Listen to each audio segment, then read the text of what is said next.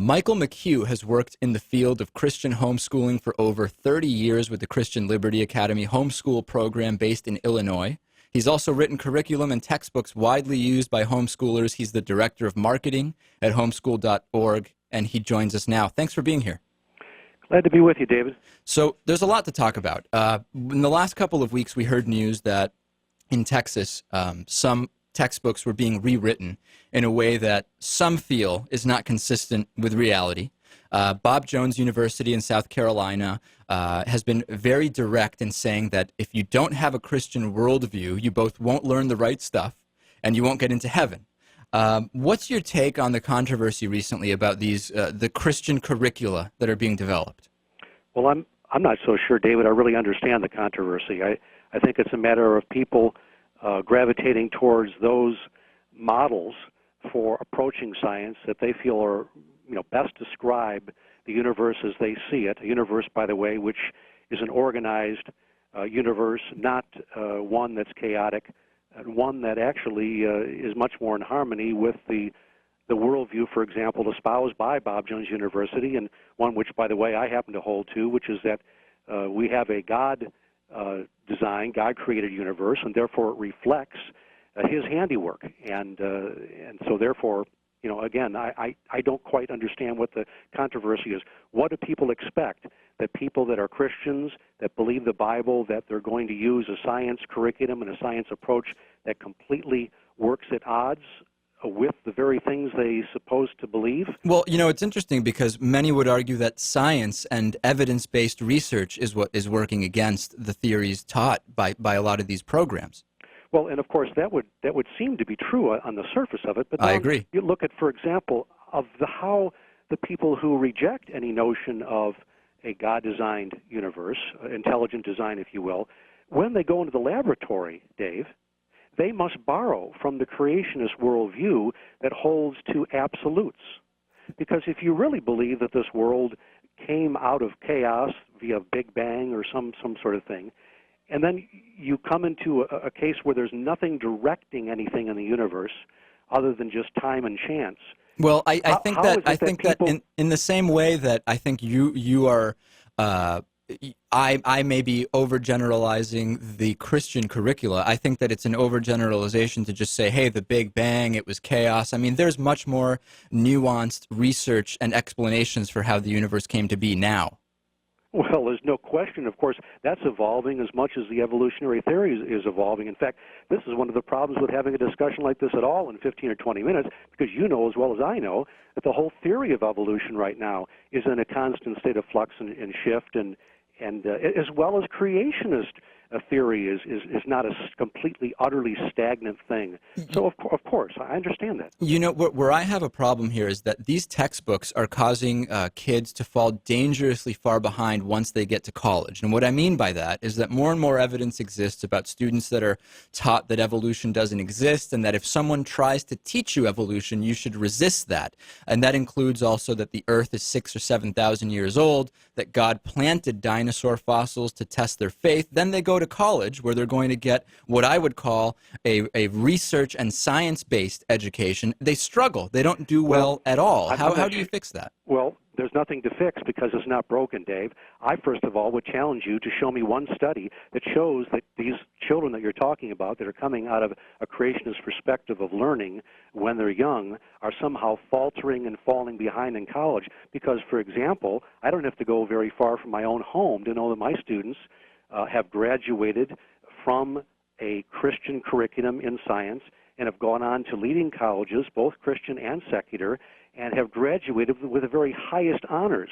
I meet homeschoolers all over the nation. They're scoring in the SAT and the ACT, including in the area of science, I might add, way and above and beyond the national norm. So I'm not sure what you're talking about. Well, I'm talking about it's. Where's your facts? You made a statement there. Where's your facts? I'm not denying that it exists. There are instances where where these students that you just mentioned. Well, excuse me. Hold on a second, Michael. Hold on a second. What I'm saying is I'm going by the emails I received just over the last 24 hours from college professors who asked not to be identified, but I'd be happy to pass the information to you personally, that indicate they are getting. Anecdotal? So you're holding up an anecdotal emails from a couple of professors to say that there's this nationwide problem. I tell you what, Michael, it's not more anecdotal than the students you just cited, is it not? You're trying to hang the failures of the last 40 years of public education, including in their abysmal failure in the field of science, upon the necks of homeschool families? Absolutely not. What I'm saying, that is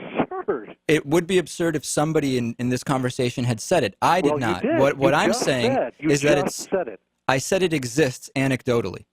Oh, you did not. You did not say any such thing. Replay the tape. You never said that, Dave. You said that there is fact, a national problem of kids that are being homeschooled from a Christian perspective in science that are now unprepared to enter the college scene. Prove that.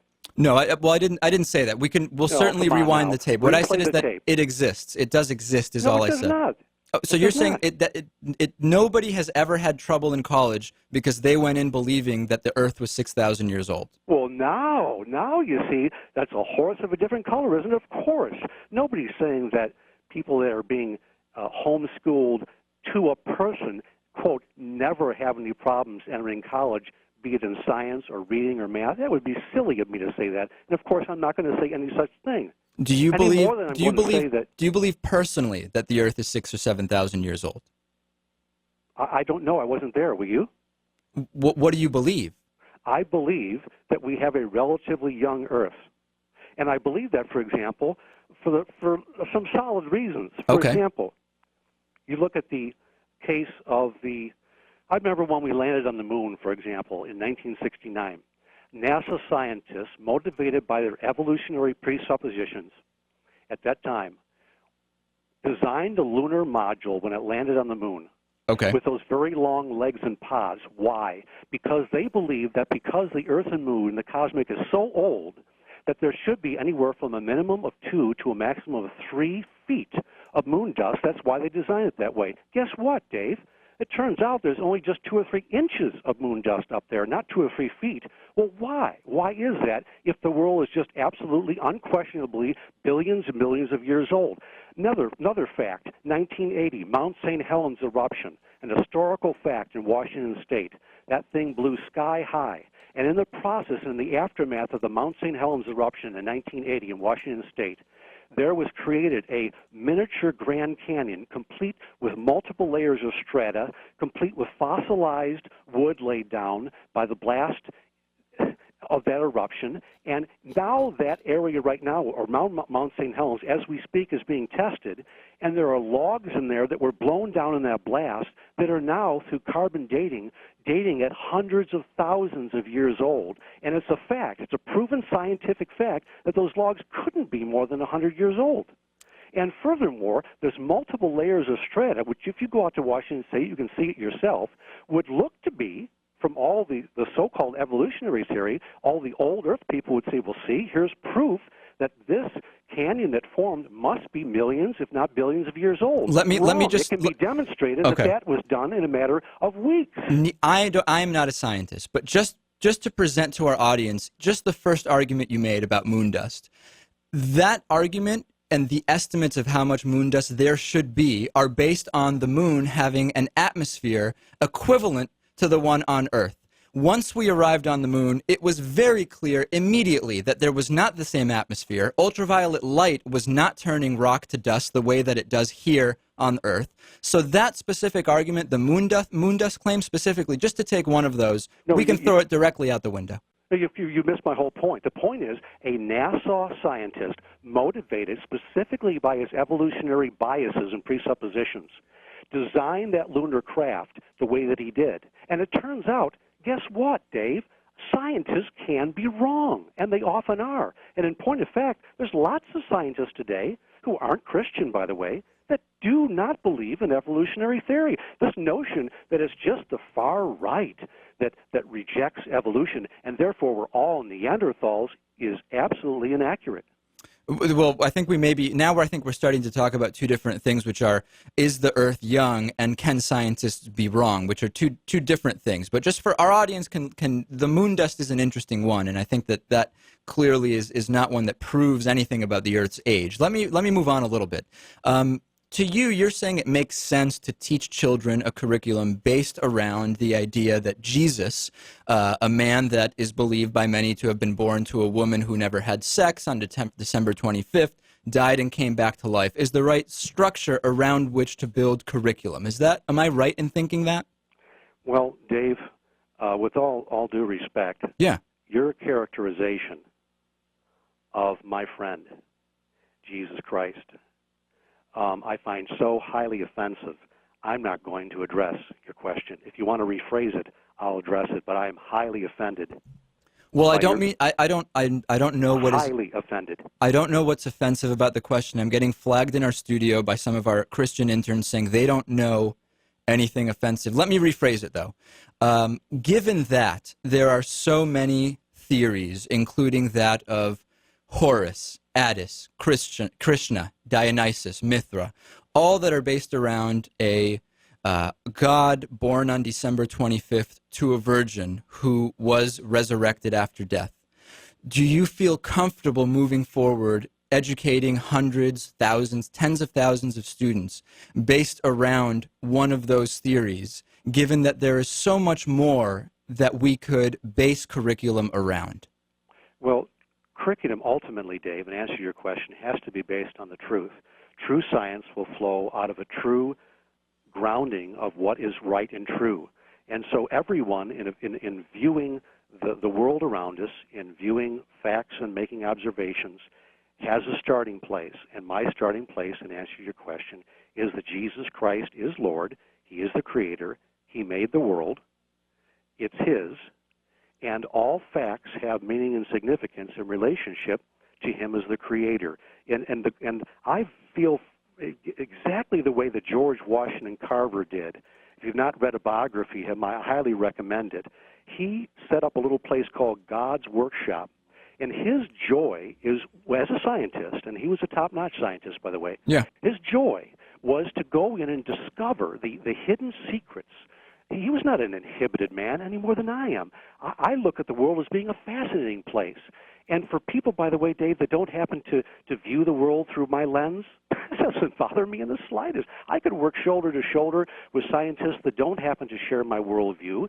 And the Christian curriculum that I know people are using, not just from Bob Jones, but from so many other sources we can talk about, we study world religions. We don't keep children in some sort of little cave. We let children know that there are other views and perspectives. And no, Dave, we're not concerned that our children are somehow going to be sheltered from evolutionary thought. It's all around them. It's the air they breathe, on TV, in magazines, in the library, you name it. And my own children, for example, they're constantly being bombarded with other perspectives. And actually, I like that because it gives me an opportunity to be able to talk with my children about the values that we hold to and why we hold to them. And the Bible itself says that we're to be ready to give an answer to every man for the hope that is within us. So this idea that it's all run for the hills like some sort of goofy cult, I don't buy that at all. That's not where I'm coming from at all. It's not so much about a cult, but for example, the Texas senior class of 2020 will graduate believing the terms church and state are interchangeable, that the right to bear arms is a First and Second Amendment right. They don't know that the U.S. Constitution bans placing one religion over another. I mean, we can get past all of the, do you believe Jesus is the Savior or not? But those are just facts that aren't true, right? That's what's concerning to me. Well, I have so many concerns that parallel what you're talking about. The answer is we need to jettison government education, because what we're talking about here today, the real devil in these details that we're hashing over today, is the fact that we have a government-controlled school system who's far more interested in propaganda and indoctrination, in values that really should be dealt with more at the local level by individual parents and by those that the parents trust as being the most competent and capable to teach their children.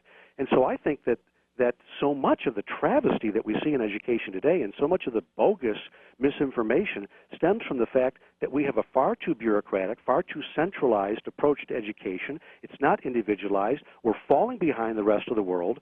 And, I could go on and elaborate, but I think that's the real problem that we have here. Well, I'll tell you, Michael McHugh from homeschools.org, on the whole, I think we are going to have to agree to disagree, but I agree with you on one thing, which is that it is a concern how far behind the United States is falling in terms of education. Thank you so much for calling in today. I wish we had more time.